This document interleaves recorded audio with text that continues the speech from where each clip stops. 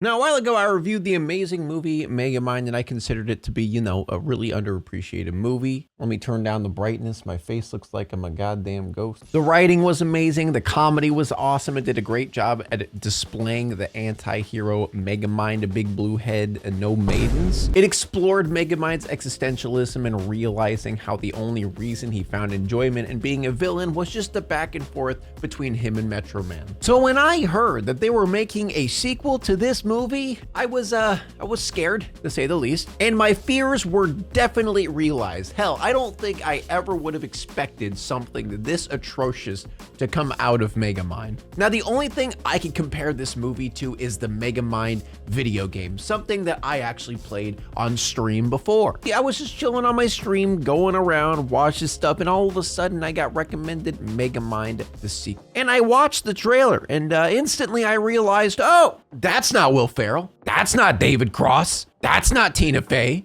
That's pretty devious. Think like a hero. Oh man, they didn't get any of the voice actors at all. Me is one of my favorite things in the whole wide world. Keep the fun going with Megamind Rules, the new series. Yeah, I'll pass. Before we get into this horrible excuse for a movie, let's talk about something that's not so horrible. Now, there's a lot of people out there that have bad habits, including me, and that's something I've been trying to work on for quite a while. And there are definitely loads and loads of different methods in order to break those said bad habits, but a lot of times it tends to just not work. So what if I told you there's a new and improved way to fix those bad habits? And I'm talking about Fume, a company that looks at the problem in a new way. See, Fume realized something. Not everything in a bad habit is necessarily bad. So instead of trying to completely change that habit, why not just take the bad part out of it? Fume is an innovative, award-winning device. Instead of electronics, Fume is completely natural. And instead of vapor, Fume uses flavored air. And of course, instead of harmful chemicals, it just uses all natural, delicious flavor. Fume comes with an adjustable airflow. You get to choose your suck. It's designed with moving parts. It's magnetic, so you can fidget around with it. Give your finger something to do to de-stress and help that anxiety. And now there is a brand new way to fidget with Fume. Base was launched in January, and it is a weighted rest for your Fume. When you ain't using it, you snap it on there. You could spin the bad boy around, do a couple tricks, impress your friends. Because let's be real, your friends are going to be so impressed with you flicking your Fume.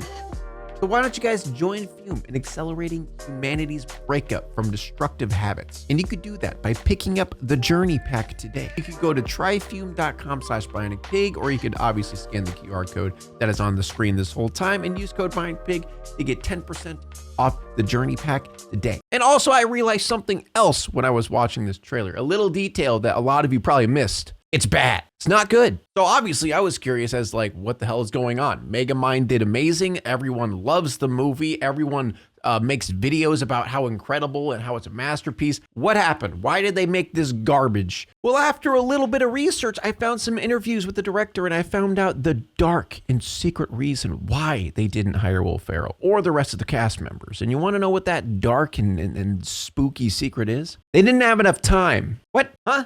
This DreamWorks we're talking about, right? What do you mean didn't have enough time? Seriously, that's the only thing I could find is that they didn't have enough time and they wanted to hire fresh people for the roles, which just everyone knows is a bad idea all the time. Now, don't get me wrong, I'm not really someone who's super keen on having a sequel. A lot of times I feel like it's better to leave well enough alone. However, money. And I get what DreamWorks was trying to do, right? They wanted to make a series. They wanted to make this jumping off point to just get a cash grab, to make more money. See, the thing is, off of this movie, they made a series as well. And I would like to mention, all of this is on Peacock, which if you guys know anything about Peacock, that kind of just proves that this is absolute garbage. Now, I will admit, I didn't watch the show, but I didn't want to, so suck it. I will mention one thing though. Keith Ferguson, the guy who plays Megamind, is the same dude who did all the voice acting for the commercials, for the games. He actually has way more to do with Megamind technically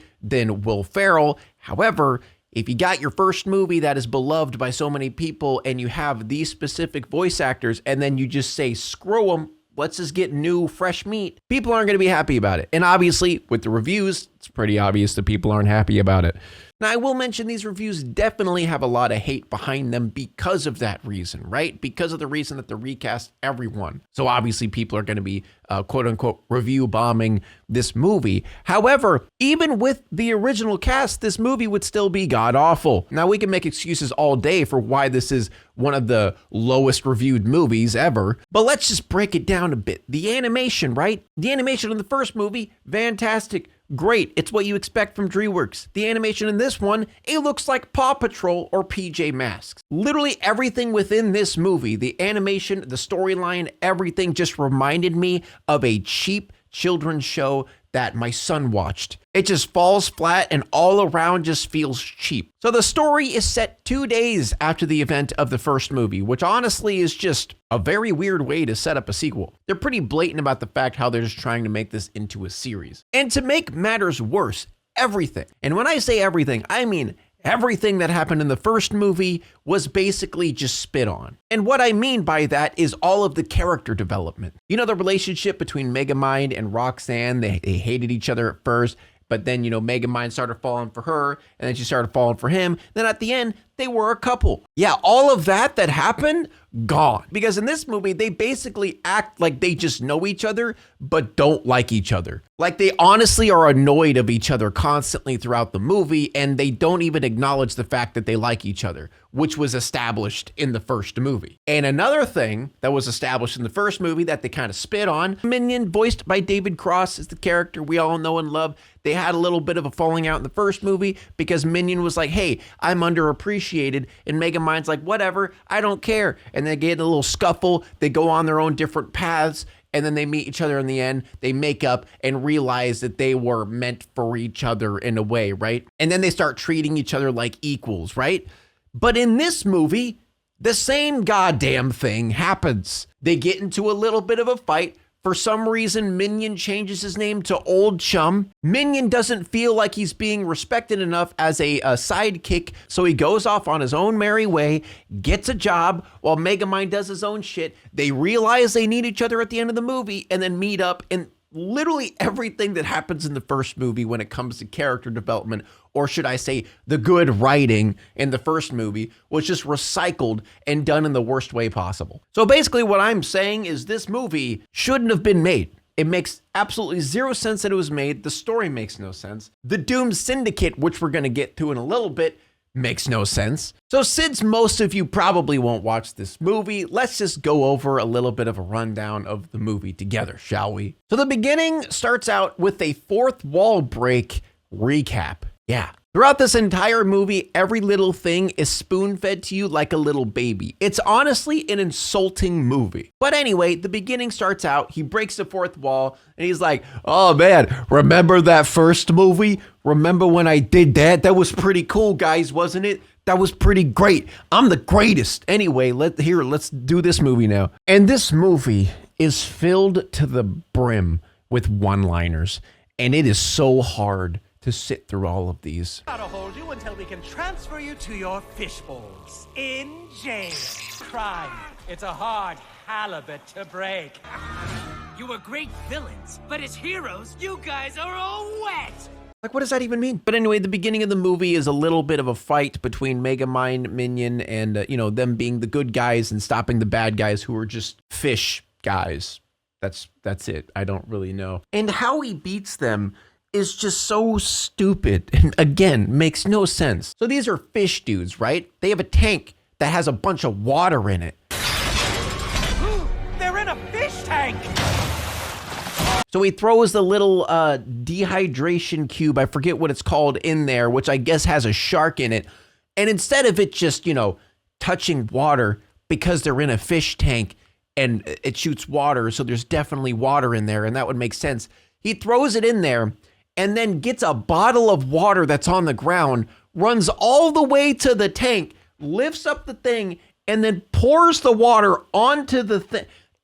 It's so convoluted and stupid. I'm going to try not to focus on the details too much because it's going to drive me insane. I'm going to go crazy. And Megamind kind of shows Minion that he still doesn't give a shit about him, even though in the first one we already established that, they're closer and they care more about each other, stuff like that. Aren't Aren't you forgetting another defender, sir? Don't think so. And then we get Roxanne. Remember Roxanne and how she was like super obsessed with being like a really good reporter and that was like her dream? Now it's not. So in the first movie, it was kind of established that like that was her dream. That's what she wanted to do. And in the end, she became like a really big reporter, right? But now in this movie, all of a sudden she doesn't want to be a reporter and like she doesn't get any viewers. The one constant is me, Roxanne Ritchie, reporting on the accomplishments of others. Even though that was her dream. And then a little girl walks up with a phone. And this little girl's like, hey, I got like 1 million followers on social media. And look how many viewers I have. And I'm streaming a show with 500,000 subscribers. Did you say 500,000? like, who is this kid? Who is this character? What is she doing in this movie? And she's a reoccurring character. They literally just threw in some Gen Z shit just because of the times. Like, it doesn't fit,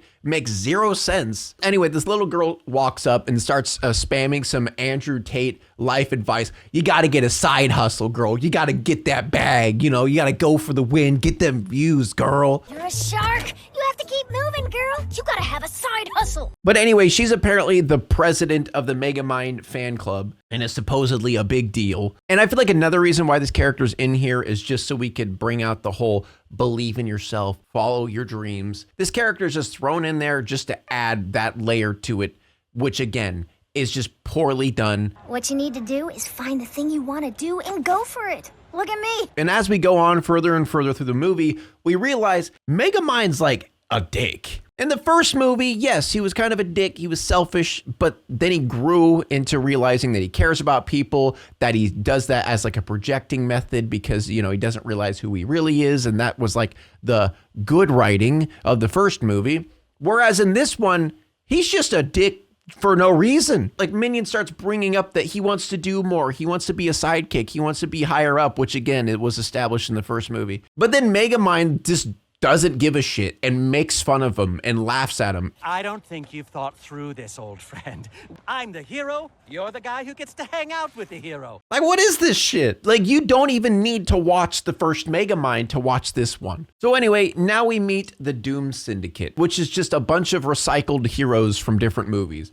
We got Bon Voyage. We got Ben, the rock guy from Fantastic Four. Or I mean, honestly, you could add any obligatory rock guy from any superhero movie. We got Storm from X-Men. And then we got the only semi-original character, which is Nighty Night. And this is just another representation of how this movie is trying to appeal to toddlers. So basically the joke throughout the movie is he's a knight who has powers of the dark, of like shadows and stuff. So he calls himself Nighty Night, but he acts like it's like a super cool name, but obviously it's like a going to bed dealio.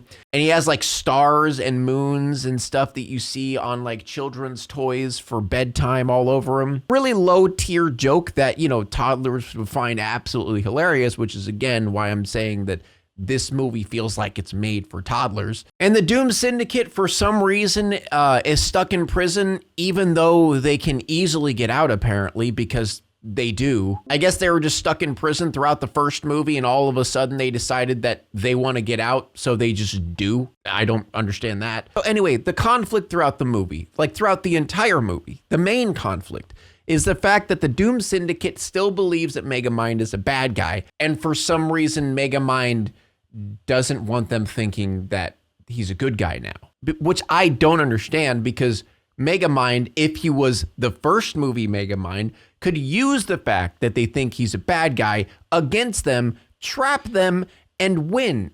It's like that simple. But no, we spend an hour throughout the movie of Megamind trying to convince them that he's still a bad guy. It's honestly just makes you want to pull your hair out. And it's weird because Megamind and Roxanne, you know, like in the first movie, we established that they're kind of together and they have romantic feelings for each other. Throughout this movie, they work together, but they like hate each other. Like Roxanne is constantly annoyed by him and just tired of dealing with him throughout the whole movie. And even at a point in time in this movie, they ask, hey, are you guys together? And they just say it's complicated, cross their arms and turn away from each other. Like, But obviously there is some romantic tension between you two, no?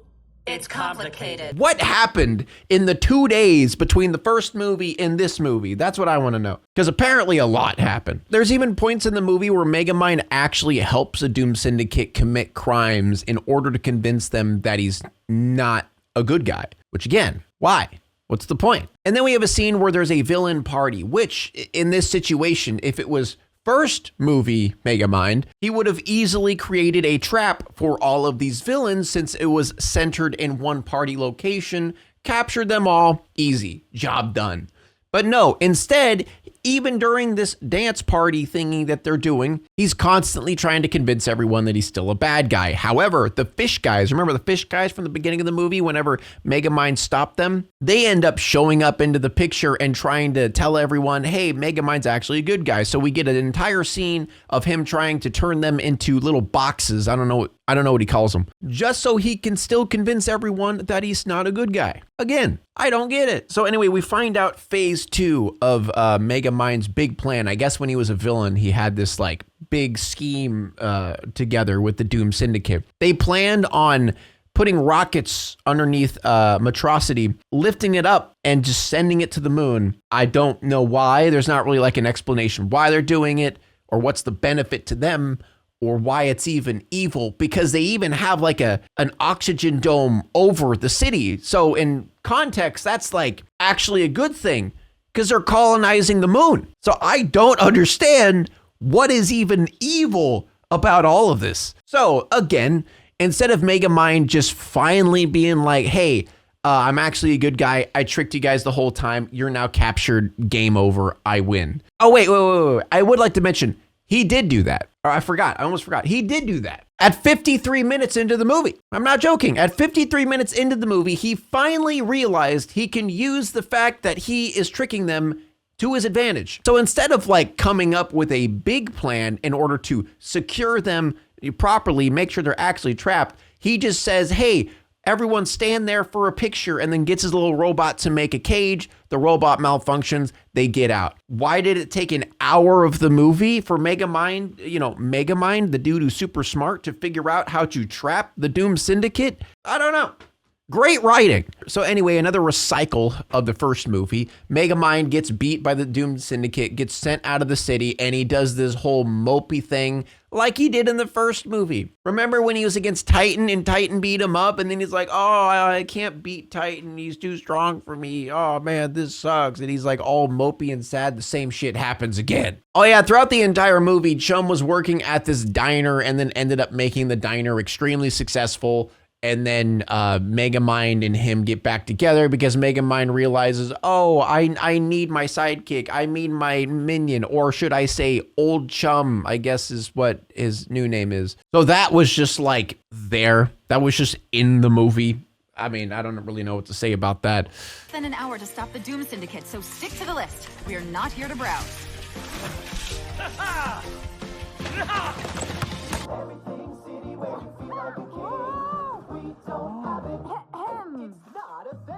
So Megamind, right? Megamind, super genius, who can come up with all these crazy weapons, creations, all these inventions. You want to know how he fights the Doom Syndicate? Was it like a big laser? Was it like a big robot that he had in the first one? Was it his like cloaking device? Was it, list goes on of all the crazy ideas he could possibly have here. He uses a tennis ball gun. Him and Roxanne get like one of those tennis ball things and just shoots tennis balls at him. Why? For what purpose? So anyway, how the movie ends is Minion, or Old Chum, ends up stopping the city from flying into the air. And we have the end in a way to promote the show that they're trying to show to us. And it just makes it even more like PJ Masks or Paw Patrol, because we got this brain in a glass jar floating around saying, oh, you guys didn't defeat Megamind, but I taught him everything he knows. And that's how it ends, on a cliffhanger to be like, ooh, y'all should watch the show. Yeah, I ain't watching that shit. I ain't watching that shit. It's shit for babies. I honestly don't understand like what they were thinking with this. I guess they were trying to appeal to like toddler type shows, which why? Like, this is a DreamWorks freaking movie that did so well, and then it just was shit on. I don't know. Again, the only thing I could compare this to is the Megamind video game by how goofy and silly and cheesy it is. I mean, it also could be because the same voice actor voiced Megamind in the game, but there it is. That's a basic rundown of the movie. Don't you dare ask me to watch the show. I don't want to do that to myself. I already had to watch the movie. I don't want to watch the show. Maybe if you ask like really nicely, I don't want to, I don't want to do it. Please don't make me do it.